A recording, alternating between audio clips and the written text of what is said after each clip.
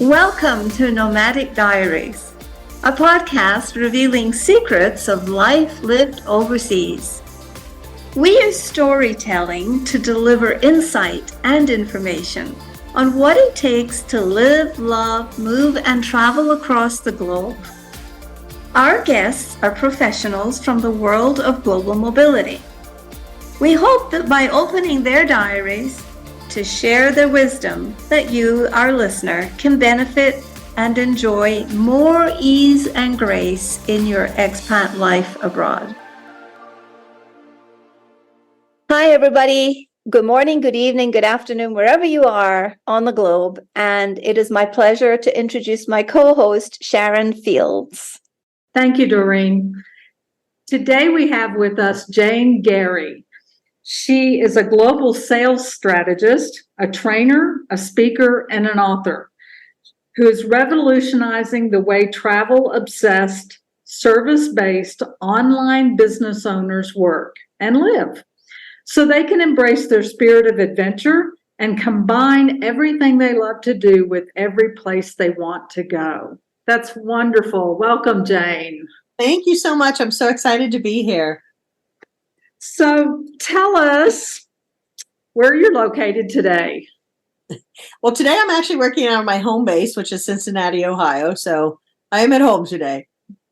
Great. Well, I'm going to get us started today. What are the three most important things needed to achieve location independence as a business owner? Yes, this is one of my favorite questions and favorite topics to discuss because there are quite a number of things that you need to really be able to have a successful travel business lifestyle. So to provide some context, one of the things that people tend to believe is, well, how hard can it be? I'm going to go travel and I'm going to go take my laptop and that's all you really need to have. Can't you just figure it out from there? And kind of, sort of, yes, there is some truth to that. But if we're really talking about living a nomadic lifestyle or being truly location independent and having a thriving business, there are three things you're really going to want to need to pay attention to. So number one, the first is the money. If your business isn't making consistent money and you're not worried about how that money is actually coming in or how you're generating revenue, then that right there you can see is an obvious problem. It's going to be challenging to travel the way that you want to travel if you don't have the surplus to be able to afford that. You don't need a ton of it. So one of the misconceptions is, or misperceptions rather, is that you need a bunch of extra money to be able to travel. That's not entirely true, but you do need some surplus. So the first thing that's really important about having a travel business lifestyle is you have to have the money to be able to do it. The second thing is you really need to know how to manage your business obligations with your travel opportunities. There's an integration piece into this that makes it both fun and successful. And so this is where the tangle of, well, I'll just take my laptop and it'll all work out, can get people into a little bit of a pickle sometimes. So you really need to know how to manage the whole process. Do you have a system? Do you have strategies in place? And are you really able to seamlessly integrate your business obligations with your travel opportunities? And then the third piece is, I don't really enjoy using the word mindset to some extent because it's such a big topic. It can pull up a lot of things for a lot of people, but it is a little bit of a mindset shift because what you want to do to have a joyful and easeful travel experience, again, with the integration of your business, is you have to learn how to master living like a traveler rather than a tourist. And that is not just something you want to apply to a travel business lifestyle. That's actually a life skill. And that would open up a whole box of a whole bunch of new things. But those three things, you have to be able to have the money, you need to be able to manage everything, and you need to master living like a traveler, not a tourist. Right. And I agree with all of that because I started a nomadic life about 11 years ago, living out of a suitcase and carrying my laptop, and my phone. And I was going to, make some money and travel and slow travel. And it was all going to be great. And then the realities hit. But yeah, it is a mindset, a mind shift. And you kind of work through the challenges and you realize what works for you, what you enjoy, and you embrace what you can.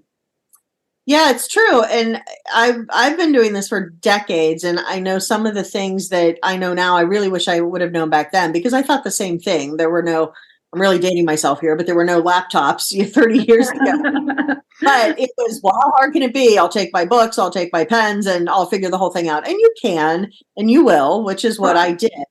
But I realized over the course of the past couple decades, there's so much more to it than that. And so really helping people get a shortcut in place so they don't have to learn everything the hard way. There are some experiences you're going to experience on the road, or you're going to have on the road, and they're going to be challenging, and you just have to go through those so you understand what it means for you personally. However, there are plenty of things that you don't need to take the hard road on to have the experience if you've got an understanding of this is really what you're going to be in for. And that's what you do. You help them. And I understand you help women over 50, which is terrific, because we need all the help we can get in this new technology and new world. Doreen, do you want to add anything to that? I would just like to know a little bit more about what is the life skill? You know, you talked about the business obligations and travel opportunities and how they need to be a good fit. And we talk about a good fit lifestyles. And this is a little bit out of our skill set sometimes, because you are not talking about digital nomading here. We're talking about people who have a business that want to have a greater sense of freedom. I'm guessing you want to have a greater sense of fluidity and flexibility, and go where you want when you want. So tell me a little bit about the life skills that are required to marry these two principles together, the opportunities and the obligations. Yes. So so again, to provide a little bit of context, we all know what happened in 2020, and coming out of that now into 2023, going into 2024, we are currently at 37.5 million people who are working and living in a location independent lifestyle. You can say it's nomadic, but again, there's an anchor of two things. Number one, they're not couch surfing. They have a primary residence, if you will. Not necessarily a home that they own, but they have a primary residence. Mm-hmm. And they're still in their working years, most of them by choice, because most of them are, again, over 50. But there's a love and a dedication and an attachment to, I'm not ready to just hang it all up and go do whatever it is that you do when you're no longer working. So these are people that are still feeling very much the calling of the work that they're doing. Mm-hmm. The percentage, the amount of people that are now discovering and continue to discover that you can work and live from anywhere in the world, and it's you don't have to be in your 20s with a backpack. That is what has been a very interesting segment of the population, and it continues to grow. So the concept of needing to be able to seamlessly integrate your business obligations with your travel opportunities becomes paramount, because if you don't have the ability to integrate those two things, here's what happens.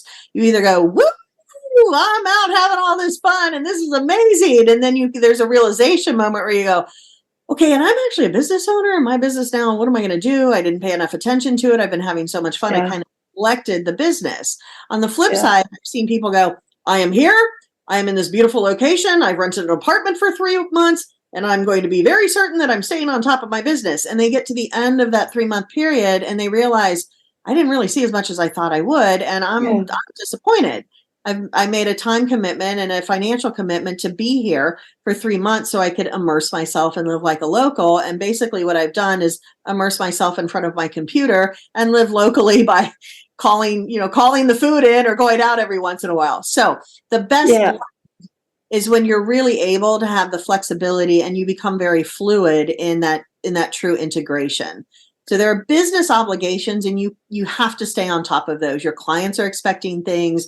Your bank account is expecting things. You have a business that you're running, and you want to make sure that you're also enjoying your travel opportunities. Otherwise, you really may have stayed at home. So it's the integration that really creates the travel business lifestyle. That's what the essence is when I say combine everything you love to do with every place that you want to go. That's what that statement is. Yeah, I'm laughing because this morning on our pickleball court, we have a lot of what I would call snowbirds here. Well, they're people who come year after year after year, and they maybe come here for 3 months.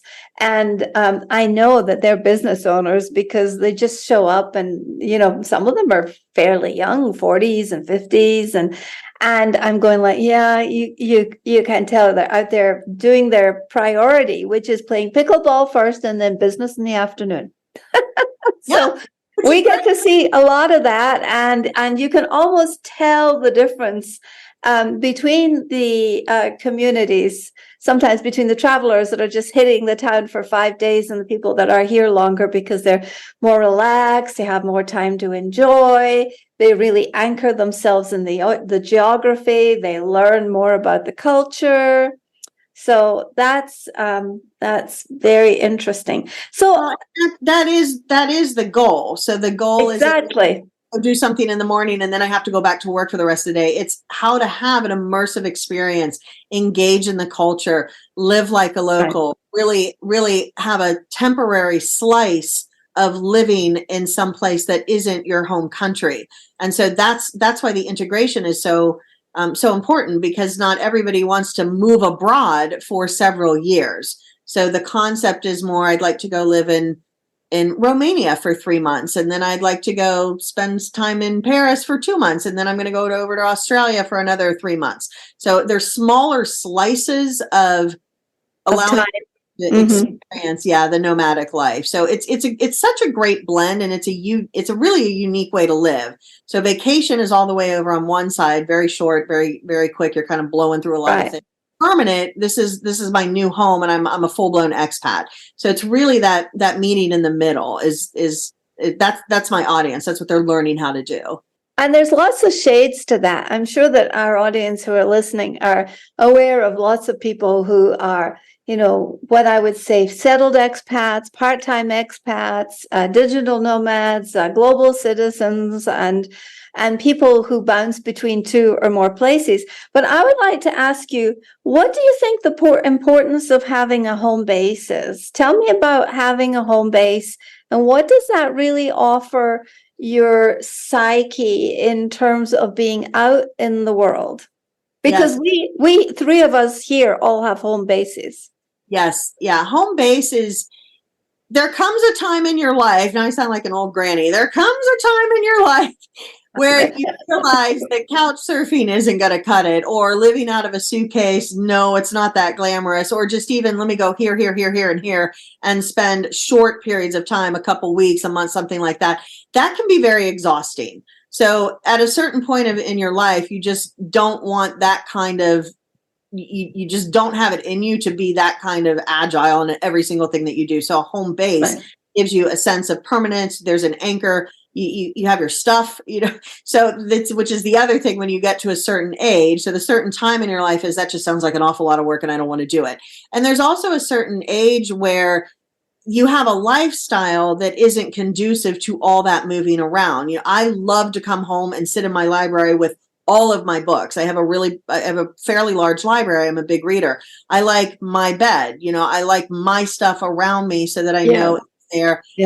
Everything from the decorations to, it feels like you're being wrapped up in your place by a blanket, all of it. So having a home base provides the sense of, you've got some sense of permanency there, which I think is important when you're a very frequent traveler. It can get really chaotic if you don't have some kind of home to go to. And then again, you get to a certain point in your life and you just, you want the routine when you're at home. You want the comfort when you're at home. So I have always found it to be just a beautiful blend of both. You don't have to worry about where am I going to go next, because next always is, if you want, I'm just going to go home.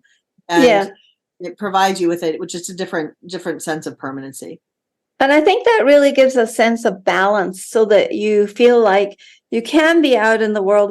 After we did serial expatriatism for 4 decades, then we felt like we could go out in the world and come back, but it was exhausting. And there is a certain period when you get to a certain stage when you go, this is really exhausting, or something happens like getting a knee replacement, and where you're actually held up from doing any more traveling for months at a time, which is very frustrating. So having that home base and encouraging people to keep one somewhere, I think is really, really makes a lot of sense. What's something that you wish you knew earlier on your journey to location independence? Oh, We there's so always much. wish we knew more. I think I probably go back to that whole, let me just, as long as I have my laptop, I'll be fine. So what did I wish I knew? I wish I knew that having an actual strategy that can be implemented with supportable tactics is really important. When you're abroad, you can't just get in your car and drive to wherever you need to be very quickly if there's a problem. There's no 1-800 number to call. Sometimes just getting a 1-800 number, even from a foreign country, the phones go bananas. If things go wrong, if you get homesick, all of it, that being able to keep a routine is an important part when you're a frequent traveler. So in the context of what I do when I'm working with my clients, I always talk about, you have to know what your business needs, but you have to know what you need. And a lot of people overlook that. So are you a morning person? Are you a night person? Do you need a lot of socialization? Do you need a lot of alone time? Do you prefer to work in the morning, work in the afternoon? Do you all of that? People don't really think about that because that's a vacation mentality, is I'm going with the flow and it's all going to be good. And that's exactly what you need if you're on a vacation. Unplug and go with the flow and do whatever it is that you need to do. But again, when you're talking about living abroad or just living out of your home office, it doesn't have to be out of the country, and you're simultaneously running a business that you need to get in a different headspace. So having a plan, having a strategy, and being very clear on what does my business need, because that is actually different than what I need. I would have known the difference between those two things when I first started. Oh, that's great. That's terrific. To follow up on this bit about having a strategy, I'm just real curious, since we have moved to Mexico and this is now our new home base from where we travel. One of the things that happens in Mexico is that if you die in this country, you have to be buried within 24 hours, much like the Middle East, where we came from. And interestingly enough, those two cultures are very similar, very different, but very similar. What do you recommend to people how do you recommend they think about what if something catastrophic comes up? Do you talk about healthcare with them? Do you talk about policies? Do you talk about emergency evacuation back home? Do you talk about medevac stuff? How do you think people should be thinking about that if they're considering taking their business into location independence land? Mm-hmm. Yeah, great question. So I do a broad overview of it where you absolutely get travel insurance. So you need to look at health insurance. You need to look at in the event of and think along those lines so you have some kind of plan. Now, at that point, I'll usually refer them out because I don't go into the nitty-gritty details of here's how you would evacuate a country in the event that you needed to very quickly. They're all different. You can't, because every country is different. Every embassy is different. And even if one country has one policy, their consulates handle it differently. Right. So number one, look into the country in which you are wanting to stay for a significant amount of time. What are their rules and regulations? What are their expectations? Do some research, because you also don't want to land someplace and go, I have an apartment for 3 months and I've been here for 72 hours and this is never going to work because I got to get out of here. So really understanding the country where you're going to visit. Are you going to fit in socially? Are you going to fit in culturally? And what do you need to do to make sure that you're doing your part as the foreigner to honor the traditions and the cultures of wherever it is that you are? I also recommend people learn at least please, thank you, good morning, good evening, where is the bathroom, where is the whatever, in the local language, because there's a big difference between I will not speak your language and I'm sorry, I don't know how to speak your language. So I'm a language freak. I love learning languages. So I started taking French when I was 13, and I learned very quickly that when you attempt to speak the host country's language, they're very forgiving. They don't expect you to be bilingual, trilingual, whatever lingual, but just an effort. They quickly understand. Thank you. Thank you for trying. And I understand you're not fluent in it and I am fluent in your language. So let's converse that way. So a big recommendation I always make is learn some basics of the language so that they know that you're trying. It's just that you're incapable, which is not I'm refusing and I'm unwilling. So that would be one. Another one is just understanding simple things with your technology. So if your laptop goes down, what are you going to do? I always travel with a laptop and an iPad because I've had this happen. One of them will tend to go down. It's usually the laptop. One of them will go down and I don't have to break stride. I just roll on over to the iPad. So bring the appropriate gear so that you can run your business, which then would lead into the next part, which is, well, how do you keep that all safe? So exactly. Traveling with some gear, you need to have some serious packing skills because you also don't want to go for 3 months with a fleet of luggage. So understanding what it is that you really need to take, what you really can live without, you need to live at home. And then what kind of financial protection are you going to have that in the event something goes awry and your stuff goes away? Right. So those would be my top recommendations of what you need to think about if you're going to travel long term. Yeah, excellent. And how do you introduce people to a sense of belonging? How do you recommend that they find their tribe when they arrive in a place? Do you recommend that they do preparation prior to their departure? Of course, there's lots more research we can do now. Before we went to Saudi Arabia, we didn't have internet, and so we got a post report and you got an orientation, and that was it. But how would you recommend people think about their sense of belonging? Yeah, I love this question because this to me is, we've got two categories going on here with how do you create your own sense of belonging. Look at the facts and then look at the feelings. So the facts are to all your research. Do you know how to dress appropriately? Do you know how to engage appropriately? Are you going to be able to honor, to the best of your knowledge, the cultures and the custom of your new host country? So those are the facts. You want to make sure that you have some basic understanding of what all of that is. I mean, mistakes are always going to be made, but again, it's different than an egregious fault, something you could have figured out if you'd done a little bit of research, to just the nuances of, oops, I didn't know that was really that appropriate in this country. So the facts are everything that you can find on the internet through research. That's just going to allow you to be prepared. You start a new job. I need to know so that I have the best chance of being successful in this job. Those are the facts. Feelings, and this is, I love dipping into this anytime I'm traveling. The feelings are, what is the history of this country? Why are these people the way that they are? So you can research and you'll get some wonderful facts about their history and their cultural endeavors, and you can get plenty of the facts. But what I love to do when I'm traveling to any new foreign country is I love to read fiction about that country. Oh, that's a good idea. I really love reading historical romance novels. Right. They're just fun to me, but they really give you an interesting insight. Not accurate, but it's good. It's good enough to get a cultural context. Yeah. Not that any author, if you just read one author and it was a historical romance for America, you'd go, well, this is America. But it gives you a context. And naturally, what I also find pops up when you're a traveler is you tend to be curious by nature anyway. So reading some fiction, we learn so much from fiction, right? So you'll read something fiction about what is this place? What is that? And then that leads you to more research. So it's just a great way to simultaneously start getting your facts and your feelings all rolling in so that when you get there, you have a better chance of, again, being successful and having a good experience there. Very good.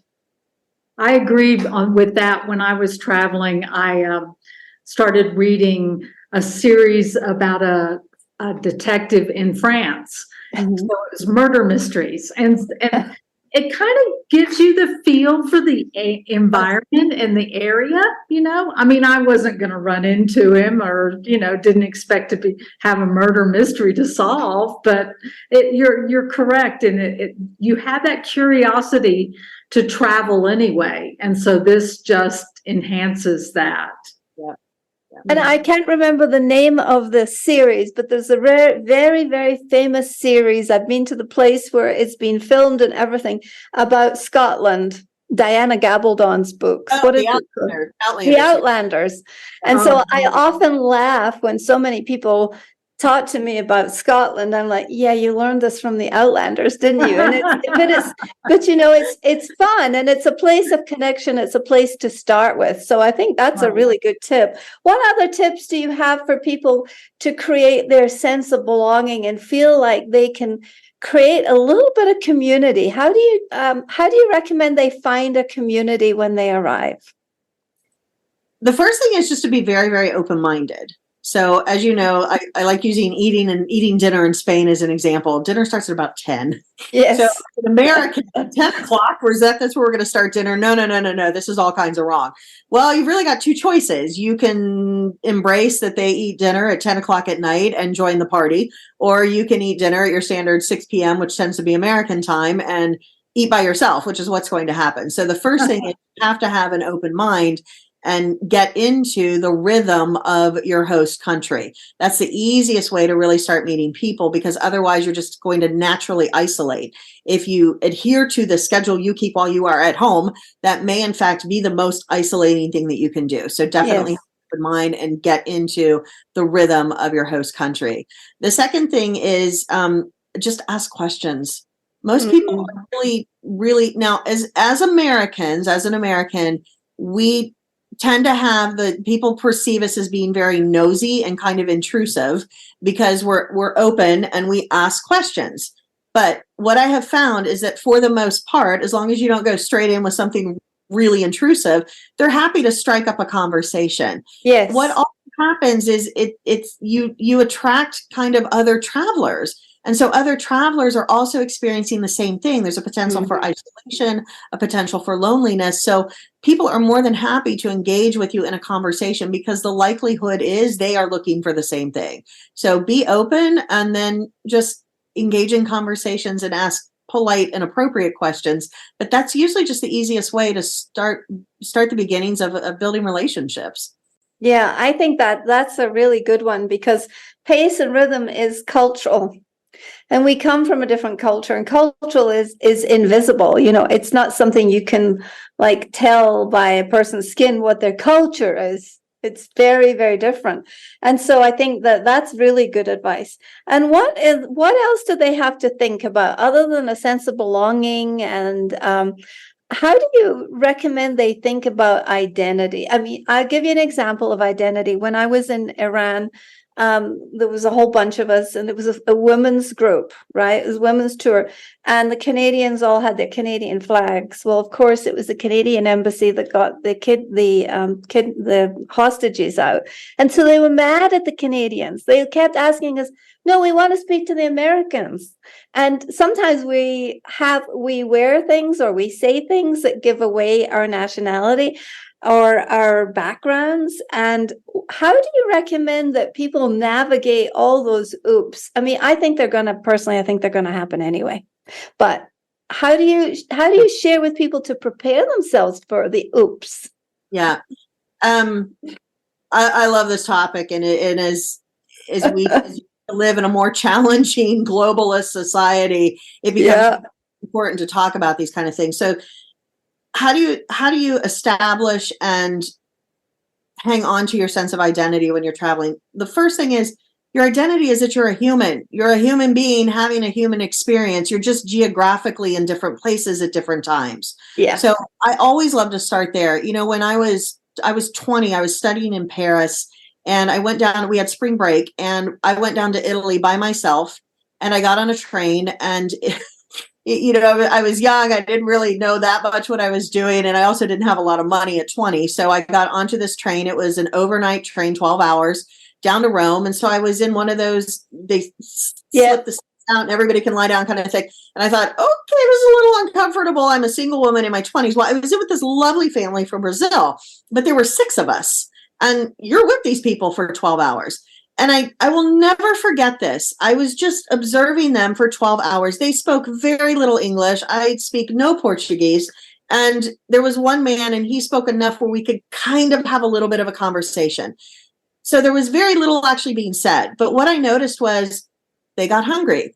They got thirsty. The moms had a couple of kids. She was asking her husband, clearly, even though I didn't speak Portuguese, to go get a sandwich for the baby and milk for the baby. When it was time to go to bed, she put her bed out and she curled herself around the baby to keep the baby protected. There were some knocks on the doors in the middle of the night. The men sprang up to see what was happening. And I thought, this is fascinating. We can't even really communicate with each other, but we are communicating just because we're human beings who have the same experience. We all want shelter and water and to take care of our loved ones and to be free to do whatever it is that we want to do. We have some basic human needs because it's just the way that we're wired. So when you respect that in yourself and you respect that in other people and you realize we have a commonality, regardless of anything else, the commonality is that we are human beings having human experiences. So that is the first and foremost identity.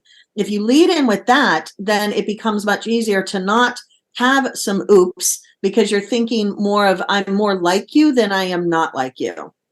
So that's the first thing. The second thing is, I don't think anybody should ever have to apologize for the nationality or the country where they were born or the cultures or the customs that they practice, provided it doesn't hurt other people. So I've had some really interesting conversations where the other person was clearly not a fan of Americans. And I've had some really great conversations with people who absolutely love Americans. So Yeah. you need to hang on to your identity and be proud of it and know that, and we see this more and more now, a certain group of people doesn't represent who you are. And to be okay with that and to know some people are going to lump you into a category and they're not going to like you because you're a category. And some people are going to realize that you are an individual who just happens by accident of birth to be in a particular category. And they will actually welcome the opportunity to have a conversation with you. One of the things that I love most about traveling is that it's that traveler's mindset, which is I see you as a human, I recognize you as a human, and some of the things in your category have been confusing to me at times. I would love to get your insight on it. And I love that it breaks down those barriers, and I love that it really changes your perception of who people are, which sometimes is just in your mind because of the place they come from. So how do you maintain your identity? Number one, you're a human first. That's your identity. Number two, by circumstance of birth, you've got some geography attachment there, which means that you've got some cultures and some customs and a way of thinking that are going to be different from the other parts of the world. But if you respect the human identity first, you really don't run into that much trouble. There will be oops, but again, what I found is the oops are they're laughing with you, not at you. You don't, and never take it personally. That's the only thing I would add to that. And I think that the idea of the identity, a sense of belonging and having a pace and rhythm. Do you recommend that people find a cultural mentor when they arrive somewhere, especially if they're going to be there for like 3 months? And how would they do that? That is a great question. I have never done that. Actually, I've just done my own research. And I also tend to make friends pretty quickly. So I find that I will latch on to somebody who's happy to have me latch on to them. And then they become my cultural mentor. And those are really rewarding experiences. They'll also push you out of your comfort zone, which I tend to like too, as most travelers do. We're going to do weird things and eat weird food and go to strange places. And I love all of that. Yeah, that's great. Like you would really be fun to travel with, Jane. I've heard that. I like to think so, but I definitely have my moments where I am unpleasant. Oh, we all do. We all do. Well, that goes back to knowing what you need. I seem to have no filter, not with my mouth. I'm actually fairly decent with that. But I have no filter. I go from I'm fine to I'm exhausted and I have to go to bed right now. And I'm fine. I feel right now or people's heads are going to come off, kind of thing. So I never knew that about myself until I was traveling with people. And they would say, man, when there's no I'm getting hungry, there's I feed now. There's no we need to think about wrapping this excursion up. I need to go to bed right now. Yeah. So again, knowing what it is that you need, and that has enabled me to create my own boundaries and my own rhythm. And I actually tell people now, please don't ever take this personally, but there's going to come, I can guarantee you, there's going to come a time where I'm going to say, to be in my room, and you're going to say, is it me? And I'm going to say no, and it's really not, but it's me, and I just don't want to be with anybody. And that could be for a day, it could be 2 days, it could be a week. I don't know what the time frame is, but I know just being able to communicate that to my travel partners. Now it's not like, what is wrong with her? There's nothing wrong with me. It's, guys, I'm tapped out. I'm just tapped out. I need to go sit in my room by myself or walk around town by myself, but please don't include me in anything. I love you. It is not you. It is me. And I've hit my point. And so knowing what you need and being very, very clear on that also enables you to communicate that so other people don't misinterpret what's going on with you and they don't take it personally. Yes, and that's a very good point. Last week I was actually on a bus trip, on a bus tour. First time I've been on a bus tour in a long time. And I noticed that, we were all in our community at some points, but then there were other points when we were all like, oh, need to go breathe, need to go, walk, need to go process the energy, need to go sleep. And it can hit you just like that, especially if you're out in the heat and your brain, you're listening to a guide and you're absorbing. And so I think that self-care is really important when you're on the road. It's important to understand the sensory and the neuroscience that is going on inside your brain is going to be, everything's going to be tuned up. I mean, it's like you're taking a knob and listening to a volume. It's like the volume of the taste, the smell, the sounds, the sights is so turned up that sometimes we forget that we actually need to take more time to have that TLC and that personal space.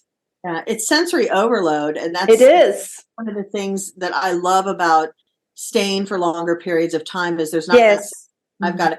I was traveling recently with some really, really great friends, and they were on vacation, and I was there for 3 months, and it was get up every day. We're meeting for breakfast. We're going to here and we're going to there, and then we're going to get back at night from 10 o'clock. And I went, so I met them for breakfast one day, and I went like one step above wearing my pajamas down to the common breakfast room. And I said, I don't know what you all are doing today, but I know what I'm doing. I'm staying in bed with my books and maybe some Netflix going on to my computer. I know that sounds horrible because we're in this beautiful place, but I'm at my point. I can't take it anymore. And I did. And then you're not enjoying being in that beautiful place. So what's the point? Yeah. Yes, I think this is all about self-awareness. So that kind of leads us back to the third thing that you were talking about right at the beginning, which was the mindset. And just in closing, it's been great to reconnect to you again and to hear your voice and to see the enthusiasm with which and the skill with which you can assist people who are moving in that direction and in that trajectory. But can you just talk a little bit in closing about the mindset that you think that it's important, and how do you support that mindset? Because mindset changes, right? Every thought changes it. So it's probably been at least 10 years at this point, if not longer. I really don't know when this thought originally hit me, but I was in the middle of something that was very irritating that I had no control over. That I don't remember, but it was whatever. The plane wasn't able to leave, or the restaurant was shutting down, whatever the situation was. And what I do remember is going, oh, okay.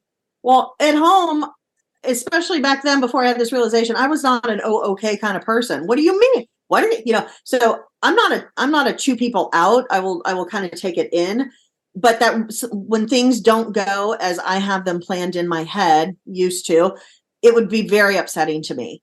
And I noticed in that moment, I thought, why is this okay? This wouldn't be okay at home. And it was literally okay. And then I really started to pay attention to it. And I noticed that every time something didn't happen the way I thought it should, when I was traveling, it was, oh, okay. Or it might be, well, this kind of stinks. I was really looking forward to that. Well, what are we going to do instead? And I thought, man, I'm the best version of myself when I travel, because I am not like this at home. I can really get bent out of shape about stuff. And after that, then it became, when it became the realization, then it was already natural, but then I was able to apply it when situations were more escalated than something, missing a plane or the plane not being able to take off can be a very minor situation in the big scope of everything. So the mindset of a traveler is somebody who says, oh, okay, this isn't what I thought it was going to be. This isn't the plan I had in my head. These were not my expectations, but okay, I'm going to figure out a workaround. I'll go do something different. I'll regroup and I'll come back. I'm going to make the best of this situation, and I'm really not going to spend any more time worrying about it. So let's just go do whatever it is we need to do now. A tourist says, I can't believe this is happening. This is unacceptable. Why is this not meeting my expectations? And I've seen people have absolute meltdowns that will ruin their mood and everybody else's for the rest of the day over the restaurant being out of the soup that they ordered, where they wanted a double bed and it was a single bed. And it's just the energy that comes off of them is so negative and so overpowering. So it makes you uncomfortable within yourself because you're just going to spend all this time being angry, and it makes you a terrible travel partner. Yeah. Travel with you if you're always up in arms because things aren't happening the way you thought they should. Exactly. That's the essence of adaptability. Yes, it's adaptability, living like a traveler rather than a tourist. A traveler says, okay. A tourist says, this isn't like it was supposed to be. Right. Thank you so much, Jane, for joining us today. All those words of wisdom. It's amazing. And where can people find you? How Yes. can we find you? How can our listeners seek you out and study with you and learn the adaptability factors and about the sense of belonging, the pace, the rhythm, and everything else that we covered today? Yeah, so you can catch me at wanderthe7.com. It's wander, WANDER, and then the number 7. So wanderthe7.com. You can also catch me on innoventurous.com. So I've got a high degree and specialization in sales training and sales strategy. So my original company is all about really training sales, developing sales strategies for people and sales training for those business owners. And then what I've done is just layer in the travel piece of it. And there's also a really magnificent downloadable free resource. It's a beautiful 55-page guide. I take no credit for it being beautiful. That was my team. Send us the links. Okay. And, well, for our listening audience, please check the show notes and the social media that we put out with and for Jane Garee. And we hope that you will follow and listen and study with her, and that you will continue to hang out with us and follow, listen, and share Nomadic Diaries. Last words, Sharon? I just want to thank Jane for revealing some secrets, and that's what we like to do here at Nomadic Diaries. Thank you again, Jane. Hope many safe travels to you. Thank you. You too.